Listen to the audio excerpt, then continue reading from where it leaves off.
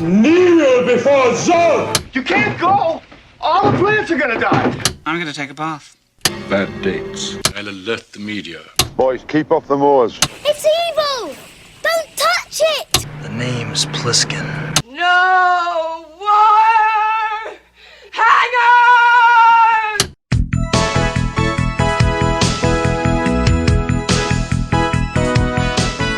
Welcome to Vintage Video, where we're rewatching the 80s so you don't have to. We'll be reviewing every major film release of the 1980s in chronological order, overanalyzing what you've seen and spoiling what you haven't. I'm Patrick O'Reilly. I'm Jesse Bayless. And I'm Richard Wells. And today we're discussing The Nesting, released May 1st, 1981. It was written by Daria Price and Armand Weston, directed by Armand Weston, and released by Warner Brothers.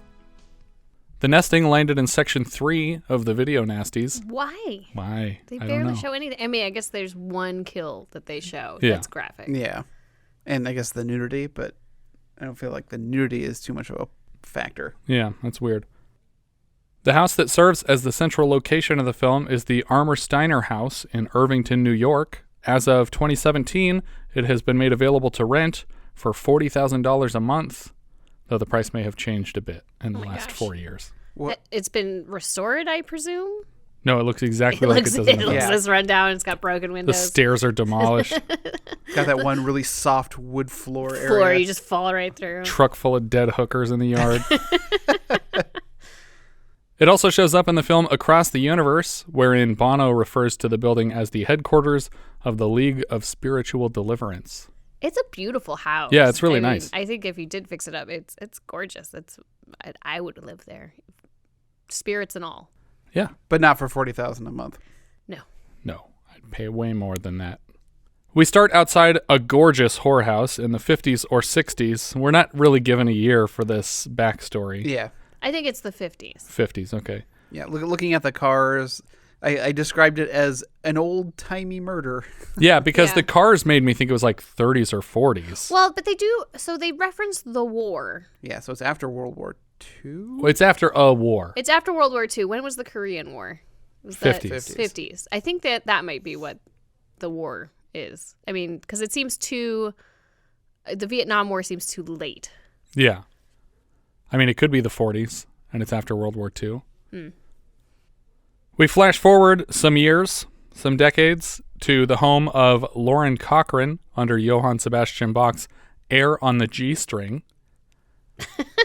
The camera pans across the desk of a darkened The camera pans across the desk of a darkened office with hardback copies of a novel called The Nesting, a typewriter, print advertisements for the book. In the corner, Lauren is reading the paper and finishing breakfast. She checks her watch and leaves the house, but seems to have some trouble locking the door behind her. Her hands tremble and she drops the keys to the floor. She has to lean on the railing to make her way out of the building, and her breathing is labored. As she leaves the building, we get a tight handheld shot of her face to convey her discomfort moving down the sidewalk. Everyone turns to look at her as she moves along, and repeatedly she wipes sweat from her brow. Yeah. I either didn't remember or didn't know that this was about an agoraphobic. Yeah. And I was like, is she sick? What's wrong with What her? happened? I forgot too, and I just assumed that there were prostitute ghosts right outside her door. Oh, yeah. That 'Cause she that's could the see only them, part but I we remembered. couldn't. She hails a cab and can't even bring herself to get in when one stops. Hey, lady, why don't you make up your mind? She runs all the way back home and slams the door behind her. We cut to her in an office with a therapist who tells her that what she just described is an anxiety attack. How did she get here? To his office? Yeah. Great question. Is it not her house? Did he come and meet her at her house? No, I guess it is his office. I think it's his office. Yeah. That's a good question. I don't know. This movie became very problematic with me about the agoraphobia. Yeah. Because it didn't play as much of a factor as I was hoping. Sure, yeah. Because how great would it be if you're in a haunted house and you can't go outside because you're too scared to go outside? Yeah. I mean, at a certain point, aren't you going to decide what's scarier, the thing on this side of the door or the thing on the other side of the door? But that's the tension of the film. That's true. And it's not this film. He tells her that she's likely suffering from agoraphobia. Of all the lousy phobias, trust me to come up with one I've never even heard of. Maybe things were different in 81, but agoraphobia is probably one of the first 5 I would mention if you told me to name phobias. Yeah. We cut to Lauren, back at home, laid across the couch, listening to a hypnotist on a cassette tape. As the hypnotist describes her collecting her keys and heading for the door, we see a translucent Lauren lean forward out of her and collect the keys from her purse. Ghost Lauren opens the front door and locks it behind her. Just as she opens the lobby door downstairs, a blonde woman steps through the door, blocking her path, and the camera pushes into her face. Her hairstyle seems dated, maybe from the year our cold open took place. Suddenly, we hear someone mashing her buzzer, and she wakes up on the couch and asks who it is. I really like the effect that they did here. I thought it looked pretty good for a visual effect. And where you lock down the camera and just play the 2 videos over each other. Yeah, it looked real nice. When she asks who it is at the door, her visitor answers in a fake accent. I got you delivery, ma'am. If you want it, you better open the door. It's Lauren's boyfriend, ? Yeah. Mark. And he's here with groceries for her. He sees the visualization tapes that she's trying out, and he asks how her phobia is progressing. We cut back to her therapist. She thinks a trip out of the city might help. Do you guys recall the last time that somebody told their therapist they were going to leave town to escape anxiety and accidentally moved into an abandoned haunted house? I do remember that. Yeah. What was that? What was it called? It was... The Hearse. The Hearse. That's right. I was going to say The Changeling also, but... The 2 Trish Van Devere movies that came out last year that are basically combined to make this movie. Yes. Mark has offered to drive Lauren out of town. As they drive, she tells him that she loves him, and he says, I know, like a brother, right? Right, which made it even more confusing, because if they'd skipped that line, I would have just been like, yeah, it's her boyfriend, and I would have thought that the entire movie. But then they add this line, and I'm like, who are you? There's a couple more lines in here that I think indicate that she knows he likes her, and she doesn't like him. But they kiss at various points. They do? They do. There's multiple kisses from them. Okay. But we find out later that she hates men. Yes. Or that she's terrified of them. Sorry, not hates men, but she's terrified of men. So yes. I think that she is in a relationship with him as much as she can be in a relationship with anyone. As much as I can be in a relationship with a bear. And by bear, I don't mean, well, whatever. Too late. It's on the podcast. Out in the middle of nowhere, they take a dirt road past a lake and come to a sinkhole. Instead of turning the car around, Lauren tells Mark to hike through the wilderness with her.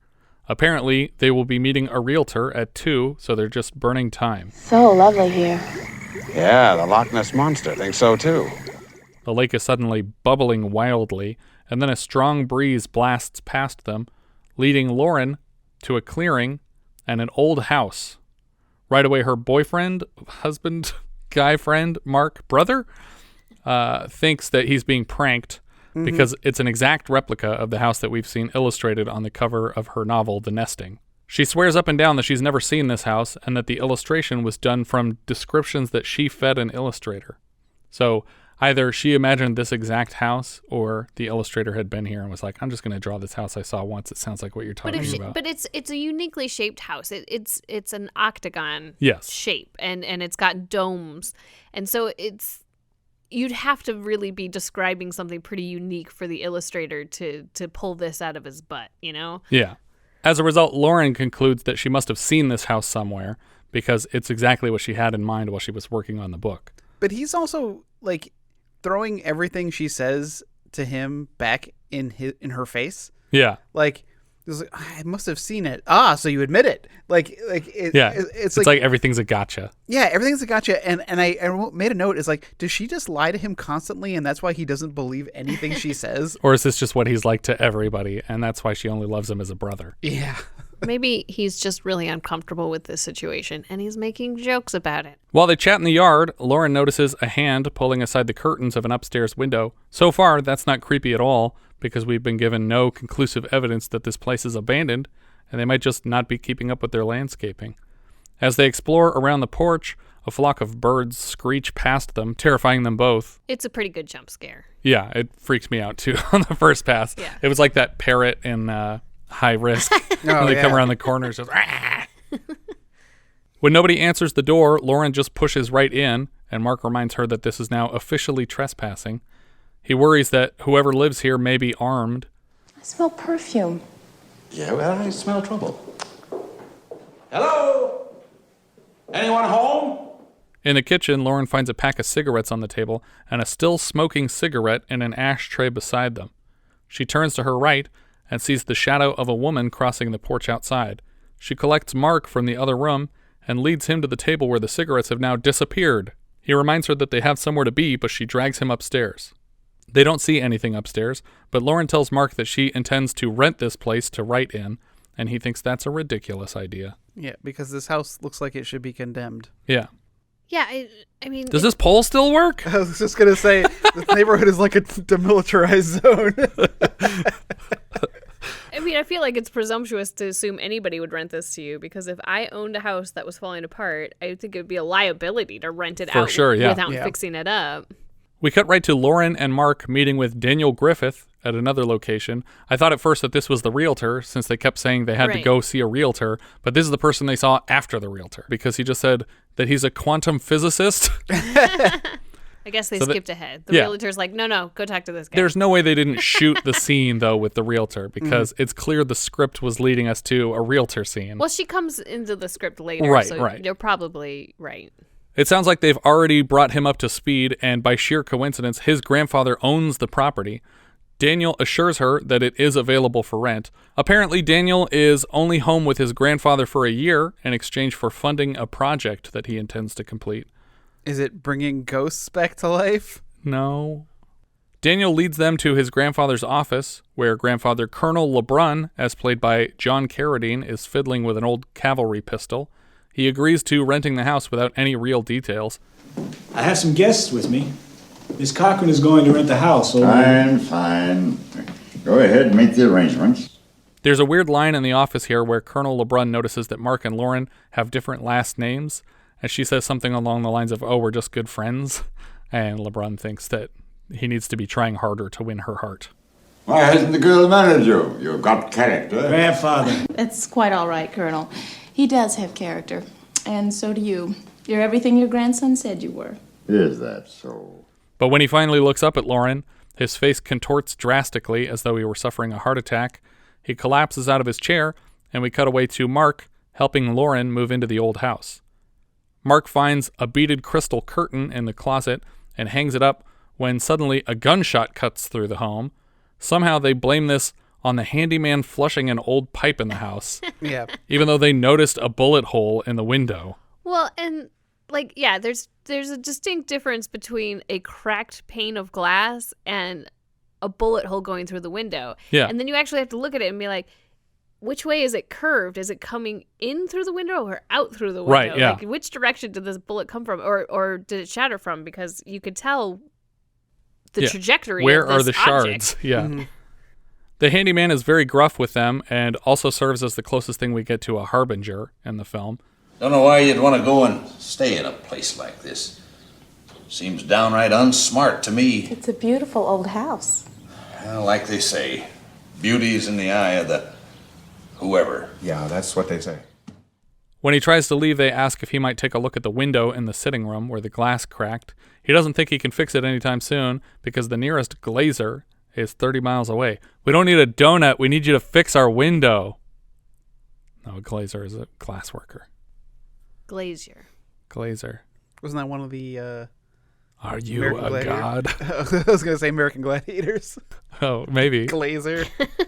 That sounds vaguely pornographic. He brings the pain. Oh, come on. That's funny because of pain. Oh, Glazer. yeah. Okay.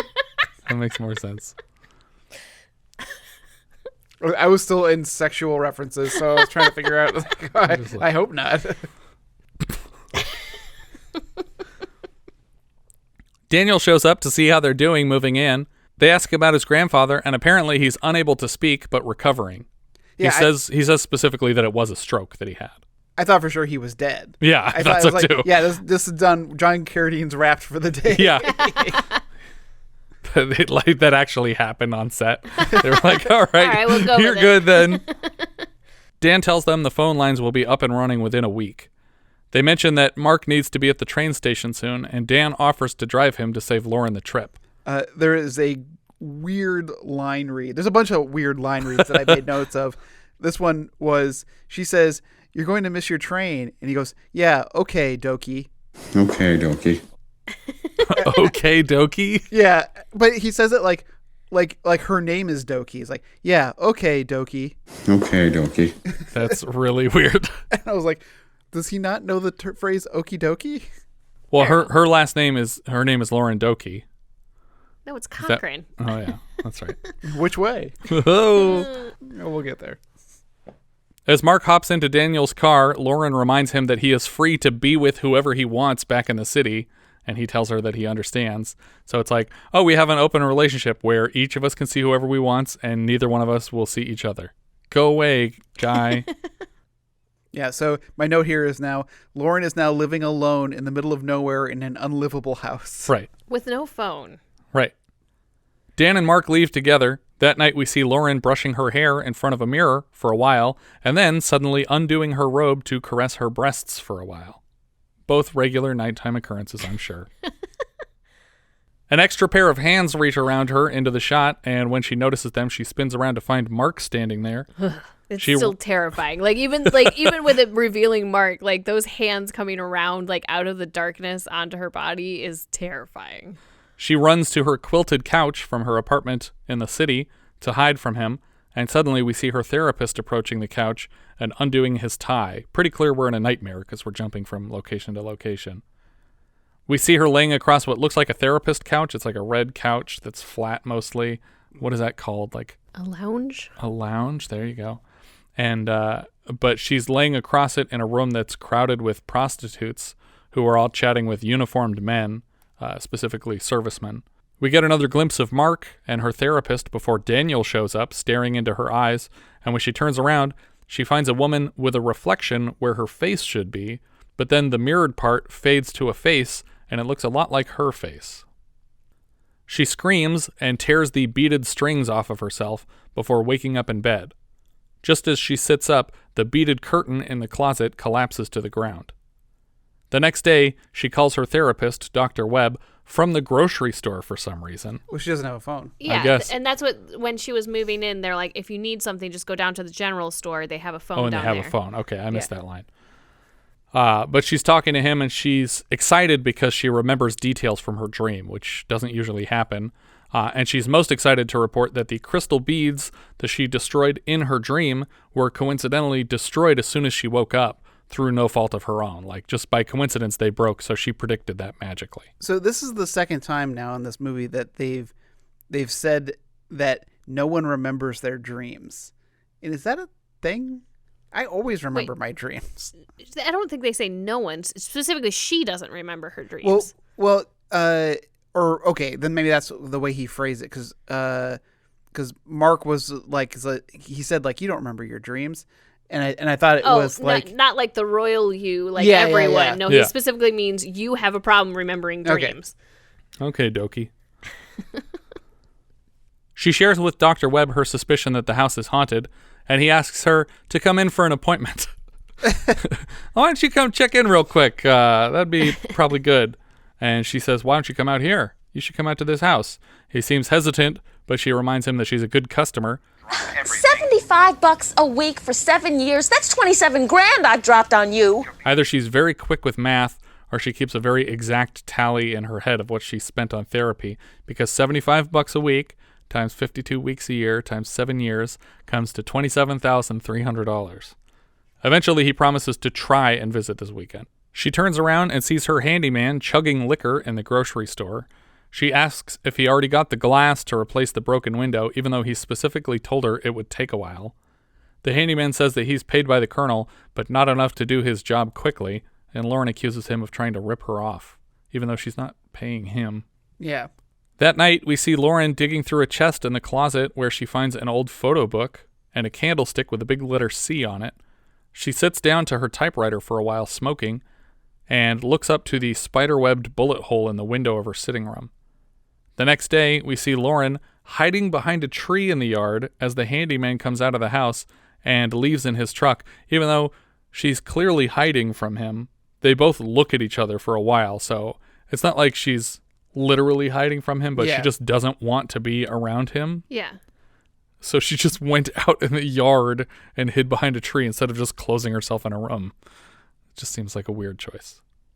In the room upstairs, the window has been replaced, but she finds the man's cigar has been left on her manuscript and has burned a hole in the pages. I will read for you now an excerpt of the story she has been typing. Keep in mind this is a first draft. If we turn around now, we can get back to the village by 11:30, Robert declared to no one. Robert gave Sarah's hand a comforting squeeze, then looked away from her. Once again, she felt affronted. She cried out angrily, "You never wanted to come in the first place. You always hated the Shecks." "Don't be ridiculous," he snapped, a bit too harshly. "It's just that I would much rather have stayed in the city for Sam's party. You know how important it could be for me if I got to meet Gary Hill." He was right, of course, and Sarah knew it, but she could not seem to shake the anger she felt for him. And scene. What are the Shecks? I think it's a people. A couple, probably. Lauren finds another candlestick with the letter F on it this time. Later in the day, we see Lauren find a much older typewriter in a closet. She gets it up and running and continues her work using it. We see some of her pages and notice that the D, B, and W don't seem to be working properly. But this ribbon of like a 30-year-old typewriter is perfectly fine. Yeah, everything's fine. It's just the 3 letters don't work right. And the significance of those letters? Nothing. Well, it comes back a little later. Does it? It does. Oh, you didn't notice. Catch this. Okay. All right. I'll let you know when we get there. Suddenly, Lauren can hear faint music in the house and stands to follow it. She calls out for whoever might have turned on the music, but nobody answers. She seems to trace the music to the attic and climbs up into it. She finds a record player still spinning. She also finds more strands of beads and shoes and dresses. She has a flashback to the mirrored face of the woman from her dream, and we realize that the woman is wearing the dress that she just found. We see a pair of high heels march through the attic behind a row of hanging clothes, and Lauren follows the stranger out of the room. Lauren continues her search up a spiral staircase to the highest point of the house, a lookout above the rooftop. She tries to open one of the windows, but the rotted floorboards crumble beneath her, and she has no choice but to climb out the window and walk around on the ledge outside 40 to 50 feet off the ground. I feel like I would try. No. To this was the only option. One way or the other, forward or backwards to try to get around the broken boards. You're crazy. Okay. Her only choice was to climb out the window, the top of the building. Right at this moment, her therapist arrives in his car and he asks what she's doing up there. He offers to help and races upstairs to find her. On the top floor, he sees where her foot fell through the floorboards. To give you a mental image, the building is octagonal in shape, and this top room has 8 windows around the perimeter. There's a hole in the floorboards in front of one window, and we're meant to understand that she cannot climb back in that window. Right. So she climbed out the window, and she followed the ledge around to the right side and is pressed against the next window to the right. Instead of breaking that window, Dr. Webb elbows out the window pane on the opposite side, meaning that instead of just pulling her in like he could have done, he now has to climb out of the building himself and then move around it to get to her. He also could have just climbed out the window that she climbed out of. He didn't have to climb out a window at all. He could have broken the window she was leaning against and pulled her in. Yeah. I mean, I think that they needed to do a better job of selling that a large chunk of floor dropped out. Yeah, so that that's true. It was obvious that nobody could walk on that area.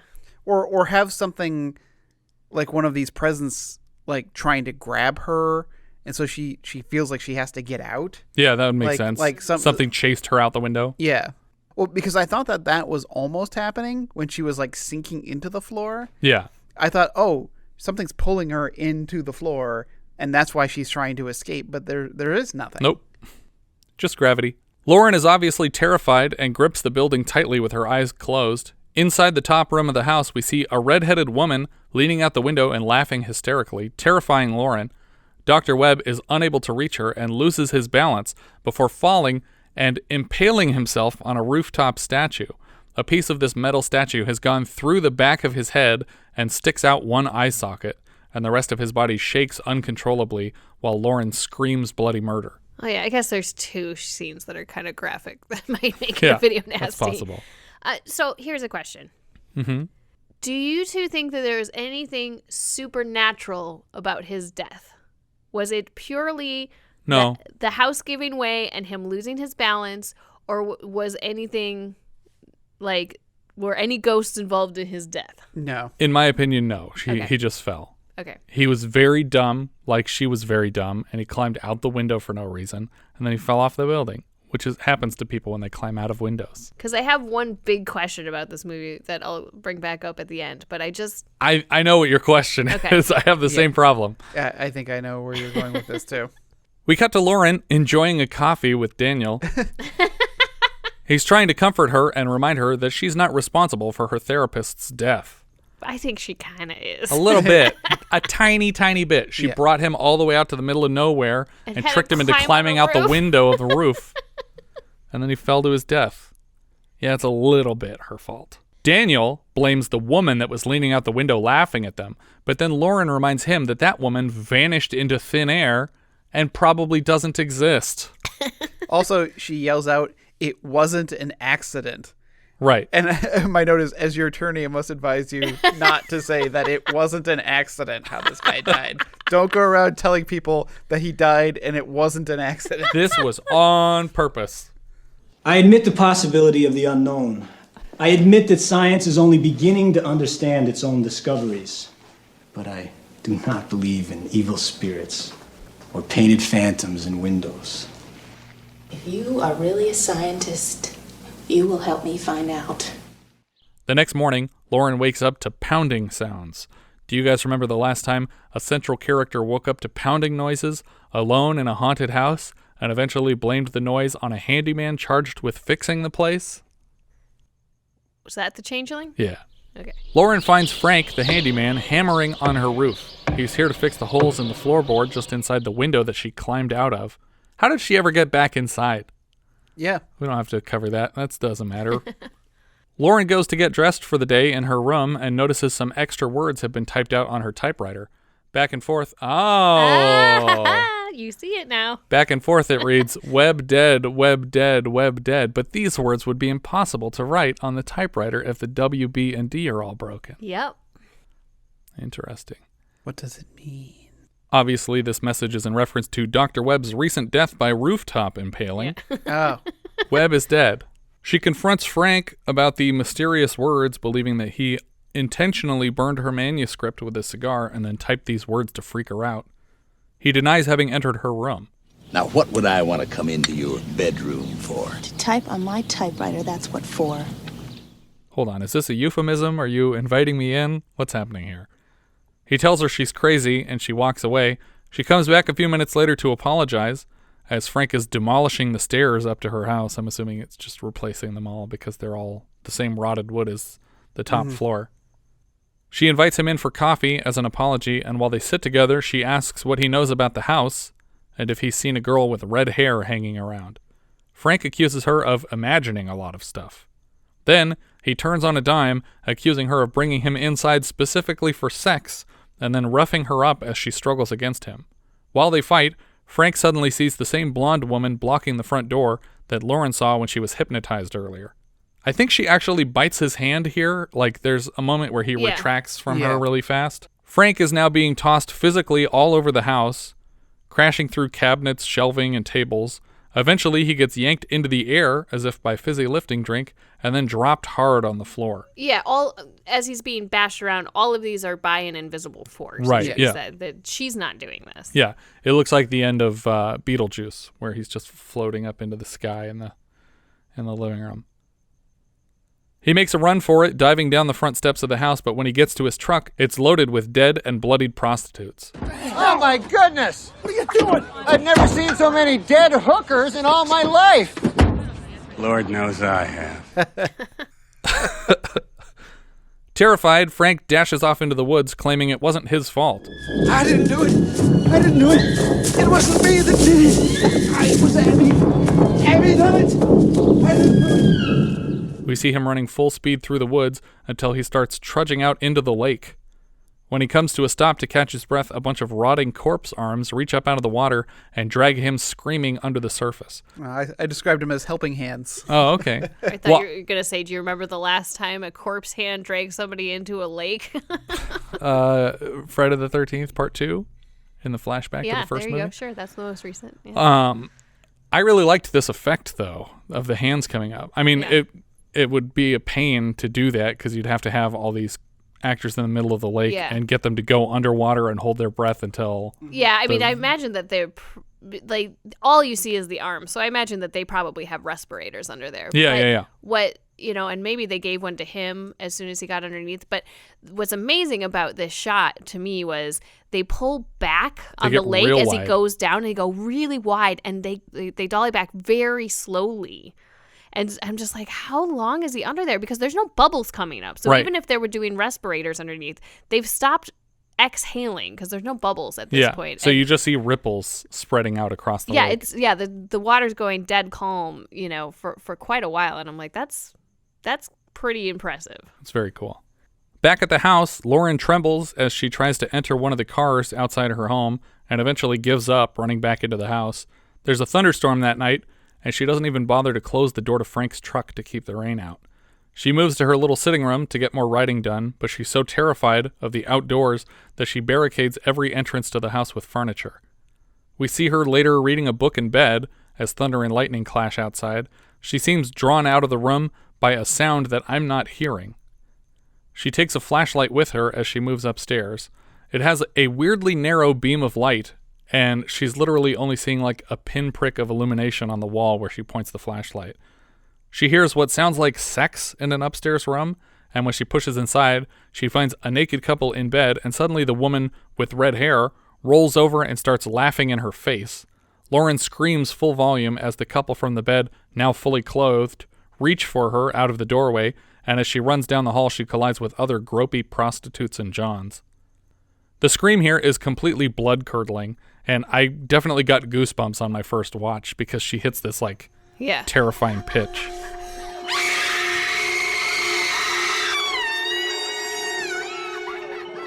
Lauren locks herself back in her own room and dives under the sheets. As she silently sobs, we see a man's arm rise up over her from beside her on the bed.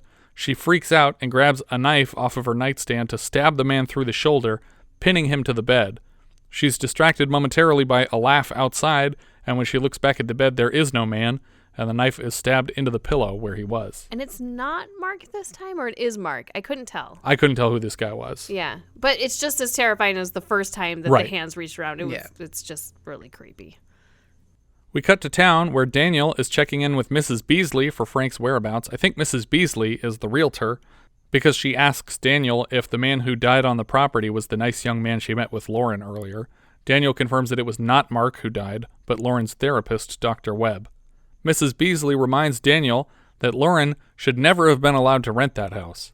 So we have another nosy lady at the real estate office to make this movie more like The Changeling than it already was. Yeah. Daniel asks the last time the property was rented, and she says not since the 50s. Before that, it was a whorehouse run by a woman named Florinda Costello, which correlates with the F and C candlesticks that Lauren has found on the property. I find it hard to believe that in 30 years of being abandoned that this house wouldn't be picked clean, let alone burnt to the ground by teenagers or some shit. It's haunted. Nobody wants to go in there. Kids love going into haunted places. The locals know there's dead prostitute ghosts in there. Yeah, that's why you go there. Ghost jobs. What? Mrs. Beasley said the clientele were mostly servicemen from a nearby army base, and then a mix of locals. Everyone assumed that the business shut down after the war ended because they didn't have any customers. Mrs. Beasley also happens to recall that Frank was drunk for a week after the house closed down, and then for the next few decades, probably. Frank was best friends with Abner at the time.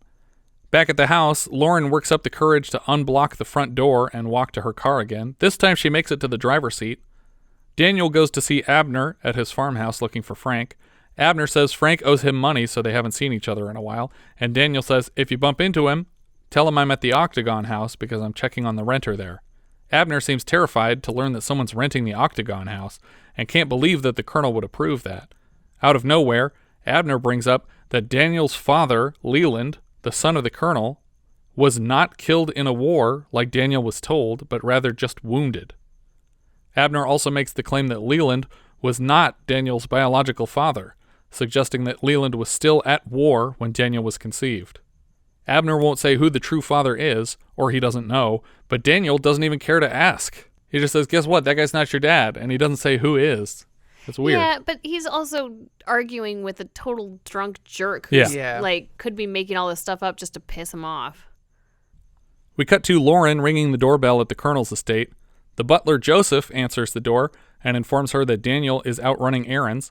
She asks to use the phone. She calls Mark Felton and tells him how awful things have been.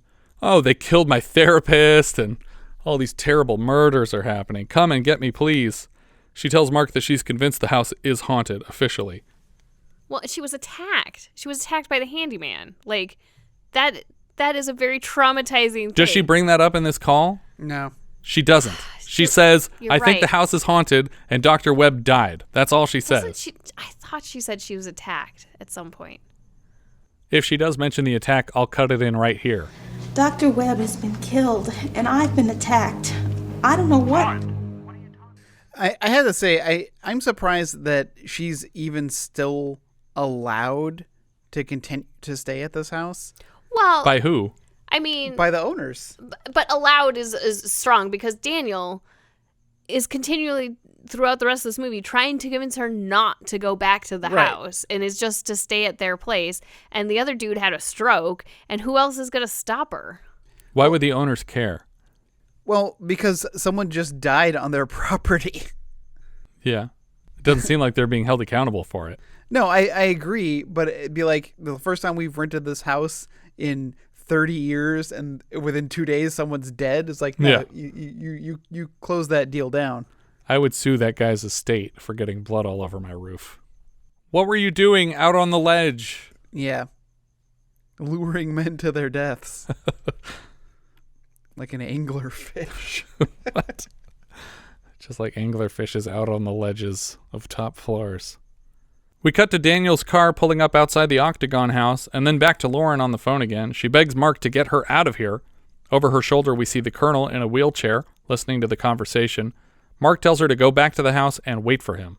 On her way out, Lauren asks the butler if he knows of anyone named Abby, and after some confusion, he thinks she might be looking for Abner Wells, Frank's good friend. Lauren asks for directions to Abner's place, and the butler refuses on account of Abner being an asshole. Outside the house, Daniel has found a copy of Lauren's book of the nesting and recognizes the house that his family owns from the cover. Somehow, Lauren finds Abner's place. I guess the butler gave in. It's kind of weird that this doesn't come back, that Daniel figuring out that she has a drawing on a already published book doesn't matter at all. Irrelevant. Lauren introduces herself to Abner. Who the hell are you? Lauren Cochran. Cochran. Which way did it run? He invites her in so they can have a chat. She lies to Abner that she's writing a book set here in Dover Falls and that Frank told her that Abner could help. She tells Abner that she needs some history on the town and specifically that house, and Frank said that he knew all about it. Well, he did he? She asks Abner if it's a possibility that the house is haunted, and he finally realizes that she's the woman renting it. She asks what CF or FC might stand for because of the candlesticks she found, and Abner is disturbed by the initials or possibly the specific mention of the candlesticks. Abner gets angrier and louder throughout her questioning, and she's really not reading the room. She should have stood up and left a while ago, but she keeps asking questions, making him angrier and angrier. She waits for him to sweep the contents of his kitchen table to the floor, shattering beer bottles and plates before even considering running for her life. He chases her out of the house, and once she gets in her car, he grabs her hair through the passenger side window. This is where you start the car and drive off, just dragging this asshole down the street. Yeah.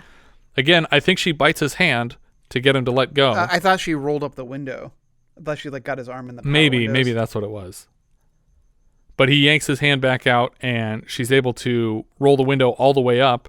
So he jumps on the windshield and just starts pounding on the glass. Yeah, he's super crazy. He's almost got like zombie like makeup. Yeah. Like he's super pale and his eyes are bulging out. It does seem like he and Frank both were possessed by something suddenly when they go into these fits of rage.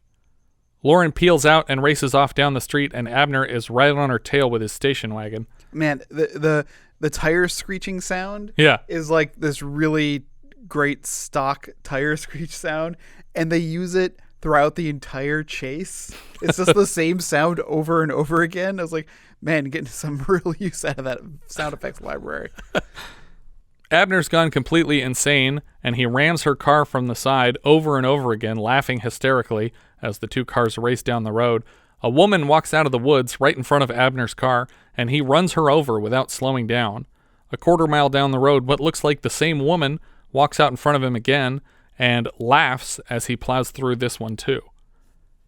At this point, he seems to lose control of his car, and it skids off the road, and for some stupid fucking reason, Lauren pulls over to check on the crazy murderer who just crashed off the road. Yeah, I was like, why did you stop? Why are you going backwards? Why are you putting your head in his mouth? She finds him on the ground, and when she leans forward to listen for a heartbeat, he sits up and bites her ear. Yeah. Do you guys recall the last time somebody had their ear cut open? Oh, was it high risk? It was high risk. Speared Cleave on open. little. My note here is you deserve all of this because why did you go back? At this point, I just thought, good. You don't deserve for your car to start anymore. Okay, so like up until this point, I feel like I thought that these spirits were confined to the house, or maybe the house and the attached pond or whatever Property. water. Yeah. The property The lake. itself.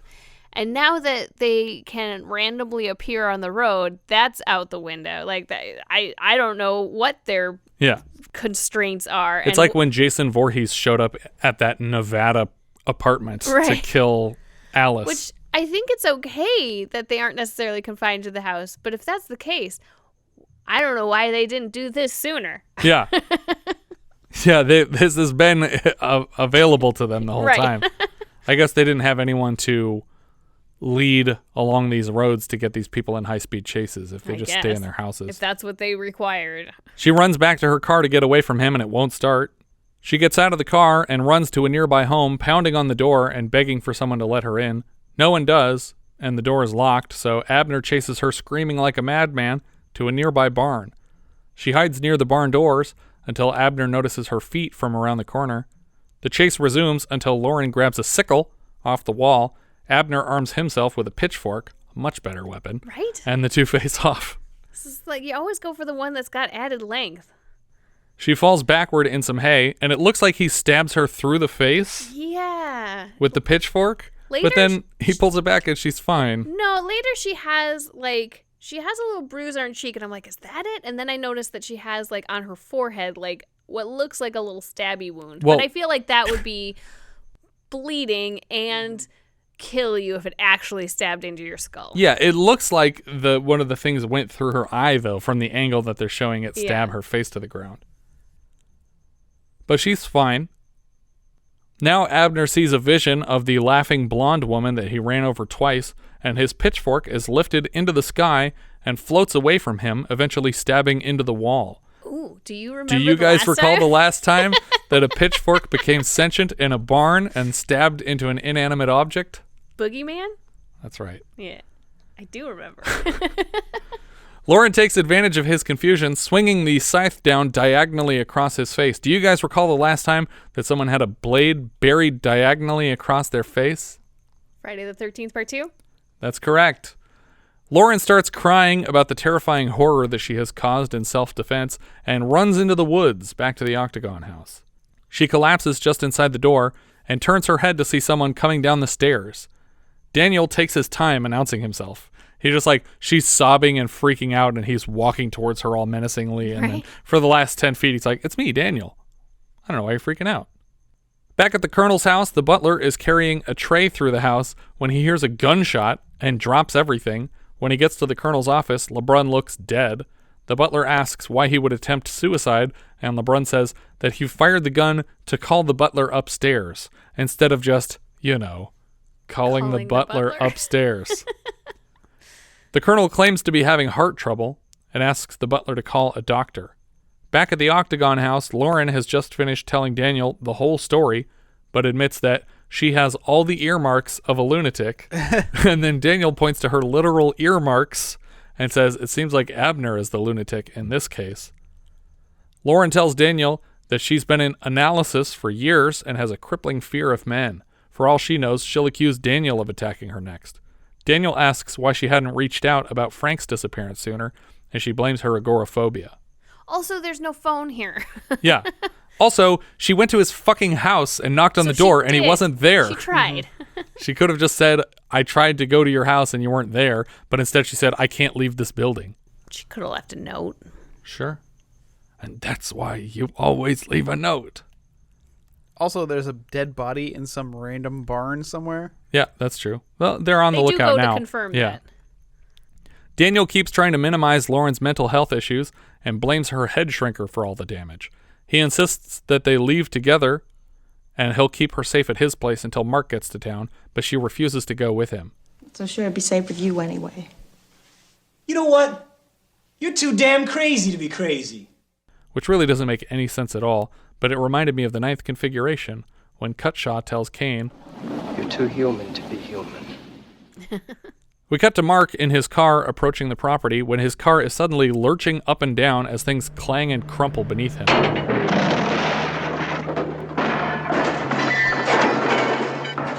For some reason, he continues driving like this until the car literally dies. And even then, he tries to restart it instead of checking underneath to see why it sounds like he just ran over a fucking jungle gym. Okay, so now again, is there any supernatural thing that has caused his car to stop? Who's to say? Okay. But yes, also unrelated victim. When he opens the hood, he's looking inside when his radio starts blasting music from the 40s, startling him. When he goes to shut off the radio, the hood slams shut. We cut to nighttime at the Octagon, and the same music is playing on a record player. The sitting room is crowded with prostitutes and customers, and now Lauren is laying across the same couch among them, but much more comfortable than before, and casually fanning herself in the middle of the delusion. Women drag men out of this room and into the bedrooms, and eventually Daniel appears with a flower to take Lauren to a room where they are quickly having sex. Lauren is awoken from this dream by someone pounding on the front door of her place. It's not Mark, but Daniel, here with a flower to apologize for the way he treated her yesterday. The flower reminds her of the dream, and she kisses Daniel. Am I imagining things now? No, I don't think so. Well, neither were you. Abner is dead. Nice segue, dude. Did I imagine that kiss? By the way, you totes murdered that guy yesterday. So you're not crazy. You murdered him with a scythe in the face, but you're not crazy. Congratulations. Perfectly healthy. That makes me feel so much better. I'm a physicist. It's got some letters similar to psychologist, right? That's all that matters. Some letters. Frank is still missing, and Lauren worries that he's planning his next attack, but Daniel, based on nothing, assumes that Frank will never come back. He's gone forever. You can count on me. He tries again to convince Lauren to join him at the colonel's place. She gives him the number to Mark's office to check on the friend that still hasn't shown up. When Mark gets home, Butler Joseph delivers the message from Mark that he's hung up waiting on car repairs. At the Octagon, Lauren is flipping through a deck of tarot cards when she notices the ghostly blonde woman again. She leads Lauren into the next room over, full again with prostitute ghosts. Back at the colonel's place, Daniel speaks with Colonel LeBrun about his quote-unquote father. The colonel comes clean and admits that Leland was not his father, that Daniel's mother ran off with another man, but she was already dead by the time Daniel's father came home from the war. So I guess Daniel's was raised by his grandfather in the absence of his parents? Yeah. Is that what they're saying? When Daniel asks why they lied to him, the colonel says that he's the closest thing that he had to family. Who the fuck is Daniel? He's the son of Leland's ex-girlfriend. Yeah. And somebody else. Yes. How is this the closest thing you have to family? How'd you even get custody of someone else's kid? Well, because they everyone thought it was Leland's son, and only Only this dude knew it wasn't. I mean, a couple other people like Abner and Frank also knew. Yeah. Instead of asking anything about his potentially living biological father, Daniel asks about Florinda, and the colonel admits to renting her the house. If I hadn't, things might have turned out differently for Leland. The colonel sent his son to Florinda to get him out of his funk. Apparently, Leland fell in love with one of Florinda's girls, Rose Henderson, and proposed to her. The colonel couldn't let his only son marry a whore. We cut back to the house, where Lauren is conversing with the ghostitutes and realizes that she must be in the dream again. One of the women, probably Florinda, but she hasn't introduced herself and won't, asks Lauren if this dream is in any way different than the others. Eventually, Lauren admits that yes, someone is missing from the dream now. And then, in a mirror, a woman appears. We cut back to the colonel, who's telling Daniel that Leland got Rose pregnant. Florinda came to him to petition for his approval of the marriage of Leland and Rose, but instead, he told Florinda to fire Rose or that he would close the whole house down. So she threatened to spill his family secrets all over town if he shut the place down. So the colonel got Leland committed because it would be less embarrassing for people to know his son was committed to an asylum than to hear that he got a prostitute pregnant and tried to make it proper. While Leland was hospitalized, Rose had a baby girl. When Leland was released from the hospital, he still wanted to go through with the marriage and begged for his father's blessing, but the colonel refused and hired Frank, Abner Wells, and a new character named Earl Harris to kidnap the baby. Instead of just kidnapping the baby, though, they went in guns blazing and killed everyone but the baby in the whole house. Leland manages to shoot one of the attackers before he takes a full shotgun load to the belly. Rose gets shot in the chest as well before the boys move room by room and kill the prostitutes and customers throughout the entire building. Seems like shooting up a bunch of servicemen is a bad plan. I feel like people would have known that that happened. There's a whole platoon in this building, and nobody's firing back at you. And I guarantee there are servicemen at the base who know that some of these guys are there. Right. It's not like they're unknown locations. But amazingly, they're all sitting ducks. Like, they come out of the rooms and just stand paralyzed until they get shot. Like, they're not trained for that sort of a situation. But, like, they go to try to cover it up. And I'm like, how are you covering up the dudes that you just shot? These are known men in the military. Yeah. These are not the less dead. You know, you can't just wave them under the rug. Or into the pond. Or into the pond, maybe. Abner does most of the shooting, and when everyone else is dead, we can just hear the baby crying. The baby who, unlike Daniel, is the closest thing the colonel has to family. Turns out, Florinda is the last survivor and takes out one of the killers as they march into the room with the baby before Abner picks up one of the candlesticks and beats Florinda to death with it. But I think she killed Earl Harris, right? Yeah, that's what I'm thinking. Yeah. Because they obviously didn't kill Frank or Abner.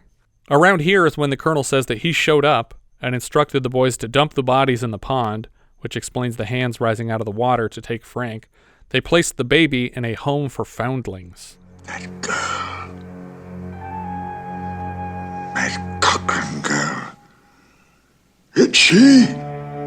It's got to be. She's come back. The colonel has what looks like another stroke and dies. We cut back to the house where Lauren is speaking with the ghost of what she has determined to be her mother. It's actually the same actress in makeup with her hair in a bun. Mm-hmm. This is the woman whose face was a mirror before. When Lauren reaches out for her, she vanishes again, at which point Florinda steps in to belatedly explain the no touching rule. No touching. No touching. Mama! You can't touch your mother. Not now. Not ever. She's gone. Okay, why? Why are you here? Didn't you guys die together? Yeah. Why are you the spokesman for the ghost? She's the madam. She says who can see who and who can touch who. Florinda explains that they've avenged their deaths through Lauren. What about Dr. Webb? Yep. Did Earl Harris change his name and become a therapist? Well, that's why I was asking if you thought that his death was completely coincidental or if there was anything, supernatural about it. Yeah. Well, the fact that you pointed out the Webb is dead thing, Webb dead, that the W, B's, and D's were broken, seems like they had picked Webb out before. Right. So, and I don't really understand. this brings me to my whole issue with this movie in terms of them. Like, I get that they're trying to seek revenge on these guys. Yeah. But why are you traumatizing your daughter or your friend's daughter in order to get to that end? Like, they do things that don't really make sense to me in terms of leading to the deaths of Frank and Abner. Yeah, that's true. And they don't seem to try to cause the death of, what's his name? The grandfather, the LeBrun. Right, LeBrun, yeah. LeBrun. Colonel LeBrun. So they don't do anything specifically to seek him out and kill him, even though he's pretty much responsible for all of this. Yeah.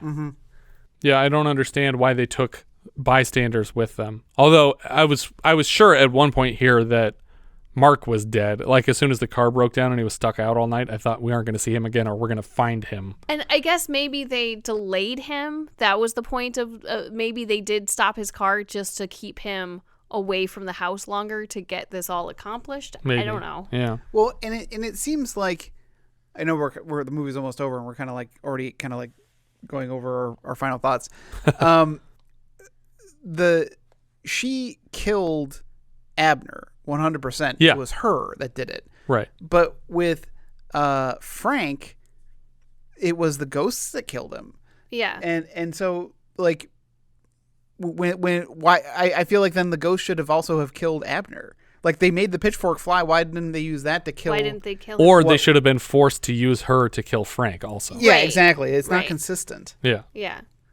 But either way, as soon as Abner's dead, the ghosts are happy already. But weird shit continues to happen Right. after Why? that. Shouldn't that be the the end runtime. of it? I don't get it. Florinda tells Lauren to leave the house now, but she refuses to abandon the ghost of her mother. Florinda vanishes, and Lauren finds herself alone again. She moves to another room where a cradle rocks on its own and then suddenly rises into the air and flies through a closed window. The wind howls into the house and sucks all the objects from the room out into the yard. Lauren holds on tight to her desk until the suction pulls the front doors closed and the wind stops. Lauren tries to read some of her manuscript, but the pages spontaneously combust in her hands. While she struggles to put out tiny fires, someone is struggling to open the door to the room. When whoever it is gives up on opening the door, headlights fill the room through the window, and after a moment, Frank's truck comes crashing through the wall into the room, which I think is on the second story, right? No, I think Is this still the first I story? think this is on the first story. It's Yeah. her Okay. writing room. Yeah. And her writing room / bedroom is on the first story because they couldn't get electricity on the second floor. Oh, okay. But the truck comes through the wall, and when it comes to a stop, the cab of the truck is just billowing with flames.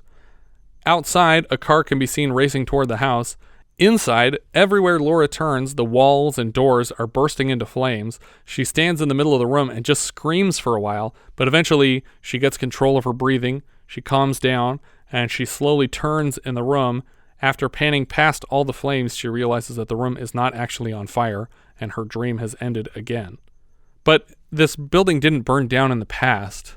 Nope. So they're Right. just scaring her with fire for no reason? Well, and my thought was, oh, okay, so now your dream's about to come true and this place is going to burn down Yeah. for reals, and then it doesn't. Nope. Air on a G string starts up again as Lauren walks out of the house just as Mark's car pulls up, and they embrace in the yard, and then Daniel's car pulls up and she ditches Mark and goes to hug Daniel, and the credits roll.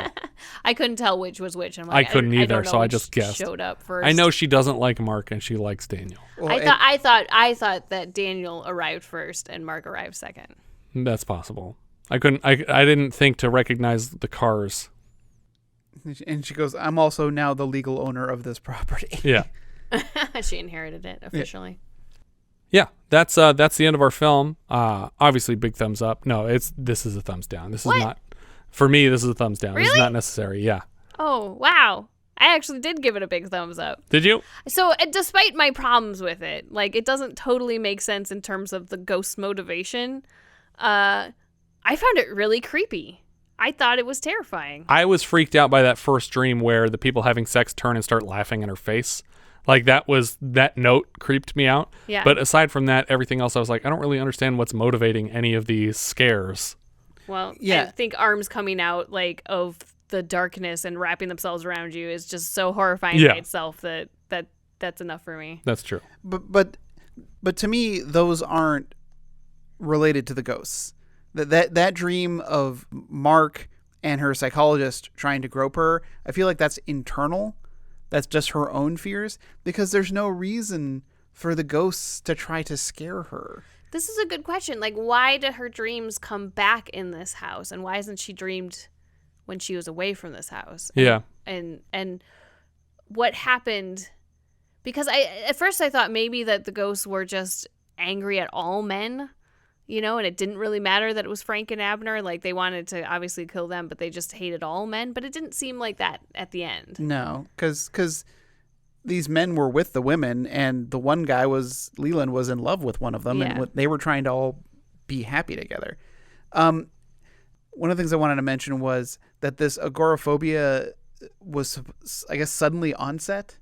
Like, she didn't have it before. That's true, yeah. And I don't know if this was the ghosts, like, finally going, now's the time. Yeah, we need to activate her to get her down here. Yeah, like the agoraphobia is going to lead her to coming to this house. Right. Somehow the magic will work and we'll get her to this house. Well, another thing that bothers me is the entire subplot about Daniel and his true patronage. And it's like, who cares? This factors into literally nothing.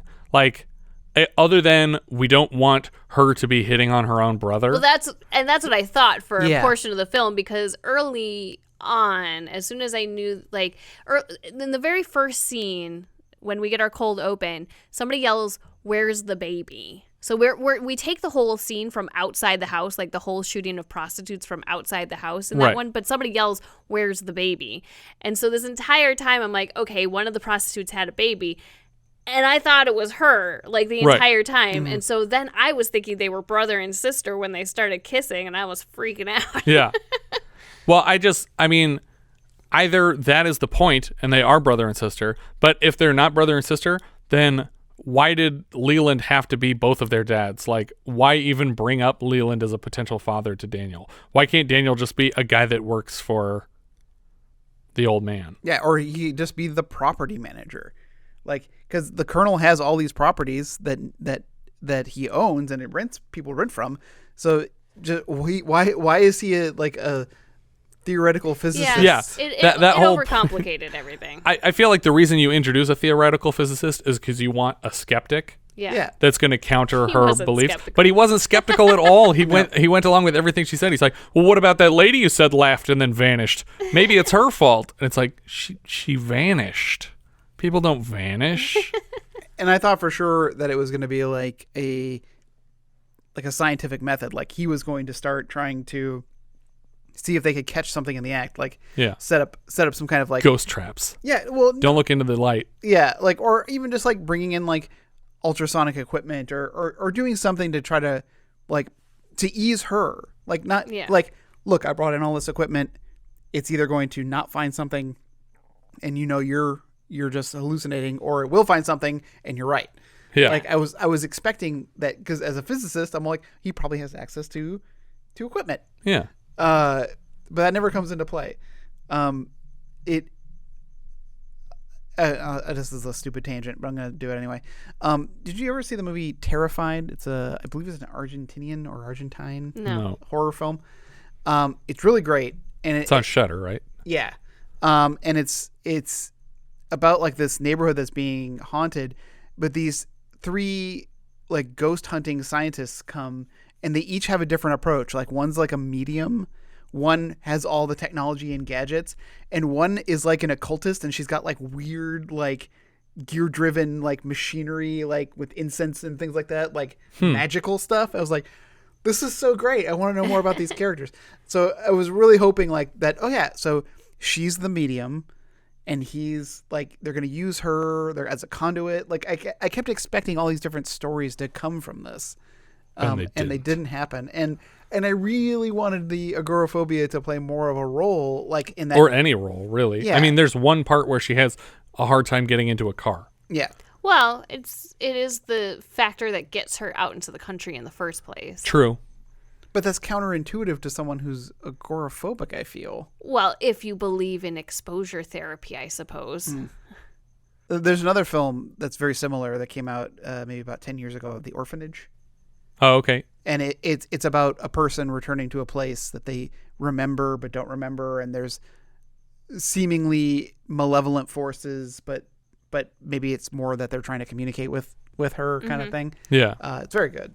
Well, and that's why I like the horror movies, like The Changeling and the others, where it seems like they might be trying to harm you, but they really aren't. They're just trying to communicate with you. Yeah. You know, and so I felt like we needed more of that, where anything that happened to her that was bad, or happened to anybody else that was bad, that wasn't at fault here, should have been more explained away by, ghosts just not being good at communicating. And I mean, that part at the end where they're like, we're going to make her think that a truck crashed into the house and that the whole thing is burning down. Is that just like, get the fuck out. This is our house. Get out. Get out of my house. And why lure her up to the rotunda and get her out on a ledge? Like, to lure someone else out who you don't hate. Yeah, who has done nothing wrong. I don't know. And is trying to help your daughter. See, it might be something different if she went up to the attic, because it was full of stuff. And like, you could have discovered more things, pictures, more clues, more evidence of what had happened in this house before. I thought that was going to become an element of it, that she was going to uncover information on what had happened here. Yeah. That it wasn't just going to be 100% confession from Colonel LeBrun. That it was going to be like The Changeling, where she's uncovering the mystery in the house herself. And again, like, if these ghosts can get out of the house to neighboring barns and control things like pitchforks Yeah. and stuff, I'm not sure why they didn't take care of business a while ago. Yeah. But yeah, it's definitely still a thumbs down for me, just because I feel like it wasn't very focused, and I wasn't a fan of the writing of it. To be fair, I brought it down some spots after we discussed it, but I really enjoyed watching it. Yeah. I think as a first go around, it's great. Probably not a lot of rewatch value. I'm also giving it a thumbs down. I was intrigued, but the story just didn't go where I wanted it to go, and overall, I just was at the end. I was kind of like, I just felt very bleh. At the end. What are we looking at letterboxd wise? So I'm sure I have it a lot higher than you guys. I have it at number 16 out of 56. It is below Caveman and above Eyes of a Stranger. And I think I got similar feelings from Eyes of a Stranger, in terms of it being like, it's not the best movie, but it really kind of hit a chord with me in terms of being creepy. Yeah. So I think that's where it belongs. Richard. I have it at 36, which puts it below Going Ape and above Modern Romance. I have it in 40th, which is just under Graduation Day and just above Earthbound. Our writer-director was Armand Weston. He had nothing else I recognized. His top 4 titles don't even have posters on IMDb. This isn't in his top 4 on his IMDb page. Not many people in this movie had anything on their IMDb that I recognized, to be honest. His co-writer was Daria Price, who also wrote Dawn of the Mummy, which we'll be covering later this season. The music here was from George Kim Scholes. This was his only composing credit. He has mostly cello credits on various soundtracks, including I Am Legend, Despicable Me, TMNT Out of the Shadows, La La Land, Pirates of the Caribbean, Dead Men Tell No Tales, Transformers The Last Night, and Lego Movie 2. Cinematographer João Fernandes, he was the DP of Deep Throat. Later this season, he lenses The Prowler, and even later, he handles Children of the Corn 1, Friday the 13th, The Final Chapter, a bunch of Golden Globus titles, Invasion USA, Missing in Action 3, Delta Force 2, and then he followed Chuck Norris to projects like Sidekicks and Walker, Texas Ranger. The editor, Tomiko, credited as Jack Foster, didn't recognize a lot of her credits, but I did see that she was the credited editor on a couple episodes of a show called Special Ops Mission, on which I was employed as a production assistant. We each worked on 2 episodes of the show, and by chance, we overlapped for one, so it's possible I actually met her at their production offices.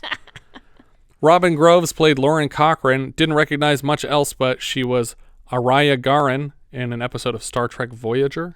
Yeah, I looked up. I saw Voyager on there, and I looked up the episode, and was like, I have Don't no know memory. it. I don't have no memory of this episode. Christopher Loomis played Mark Felton. He's back in So Fine later this season. Michael David Lally played Daniel Griffith. He's the voice of Sparks, one of the bad guys from Cool World. John Carradine was Colonel LeBrun. We just saw him as a surgeon in Myra Breckenridge on our spare time. He was also in Boogeyman, Howling, Monstroid for a minisode, and he's back in the Monster Club later this season. Patrick Farrelly played Dr. Webb. He was Henry Hollowell in Thinner. He's a CIA agent in The Exterminator, and he's O'Reilly in Fletch Lives. Bobo Lewis played Catherine Beasley.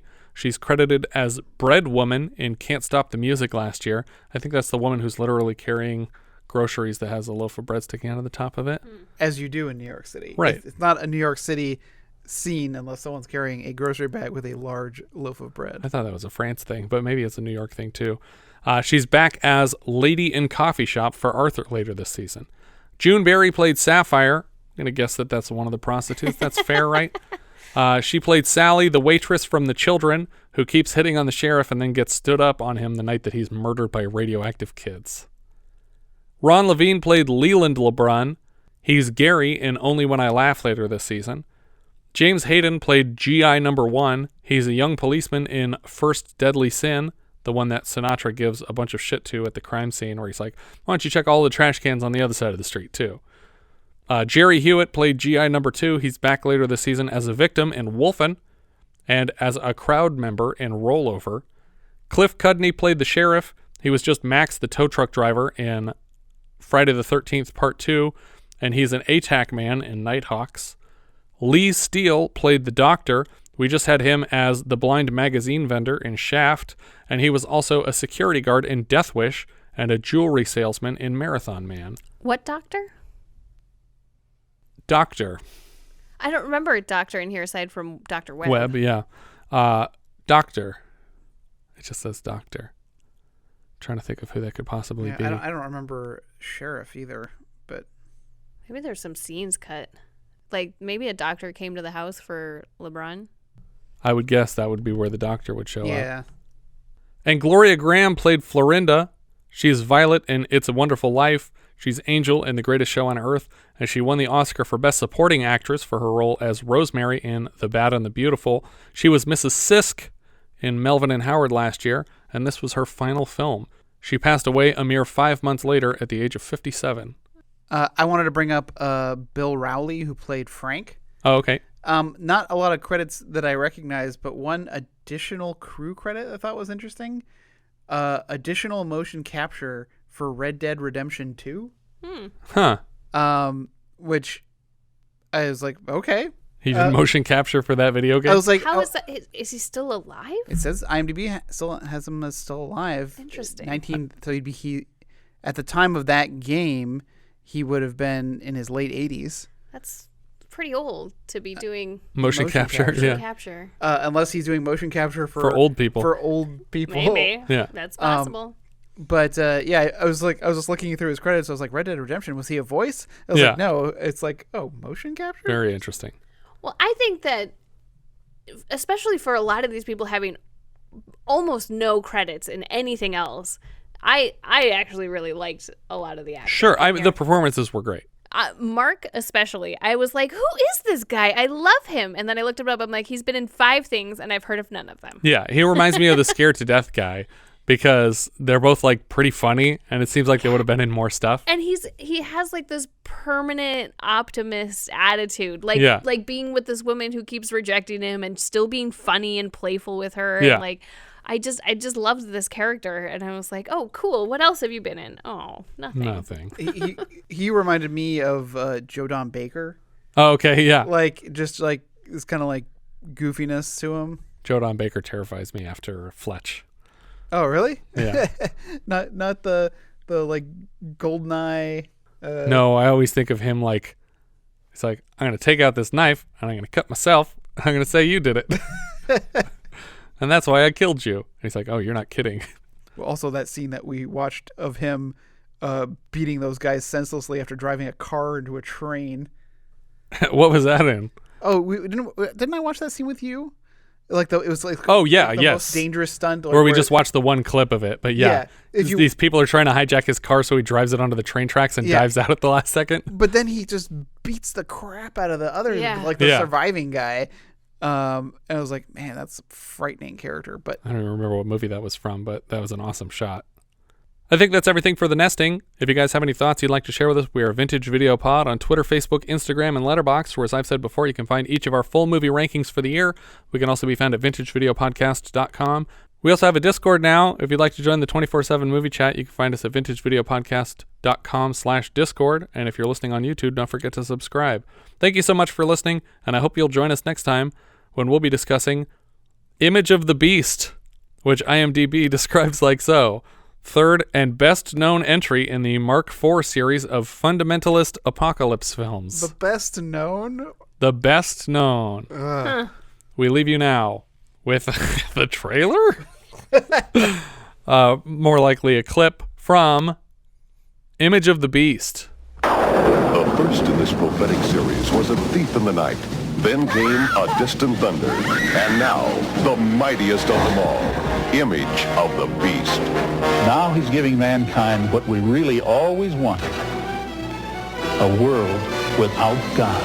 Image of the Beast from Mark IV Pictures.